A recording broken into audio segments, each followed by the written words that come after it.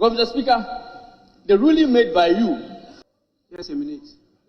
He is up on his feet, so well, I have to listen to him. Yes. Honorable.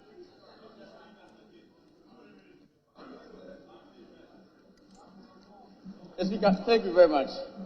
Speaker, I will quickly move on to the grounds that were in support of whether the allegations or a petition or the motion for the censure. The Speaker, my observation quickly is that none of the grounds, apart from ground 4, constituted a proper subject matter for the passage of a vote of censure. The Speaker, indeed, if that is the case, then this Honourable House was also not close to its jurisdiction at all to consider any of the grounds for or in support of the motion for censure, apart from what I think may pass, which is ground 4. Mr. Speaker, I will illustrate why.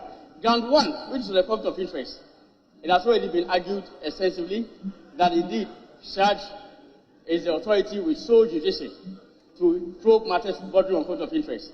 I will just quickly refer to the holding of the Supreme Court at page 845 in Okieto Ablakwa versus Atenjira, reported in 2012, volume 2 of the annual report. Just a very short sentence. It says the issue of conflict of interest raised here can easily be resolved by a recourse to Article 287 of the Constitution. Article 287 mandates the complaints against a public officer under Chapter 24 of the Constitution to be investigated exclusively by the Commission for Human Rights and Institutional Justice. The Speaker, even the courts avoid a determination of issues of conflict of interest. How much more Parliament?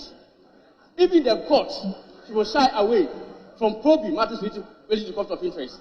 And the highest court of the land, the Supreme Court, has stated that these are matters to be investigated exclusively. The Speaker, the second ground, in my view, also raises a matter for constitutional interpretation. The Speaker, the second ground states unconstitutional withdrawals from the Constituted Fund in blatant contravention of Article 178 of the 1992 Constitution. Clearly, on the face of this ground, an allegation bordering on an enforcement of the Constitution has been alleged. So ground 2 strikes at an enforcement of the Constitution.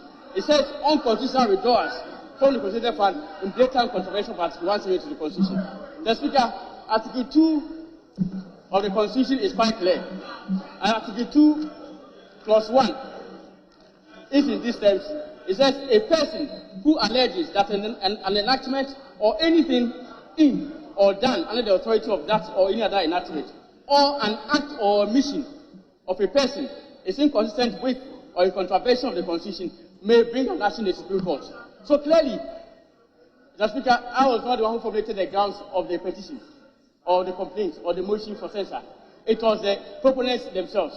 Once they formulated a ground of the motion for censure in the manner which suggests a contravention of the Constitution, Mr. Speaker, my submission is that it's the Supreme Court which has the reason to determine it, and not this honourable court at all. And not this honourable House. I'm sorry. The Speaker, ground 3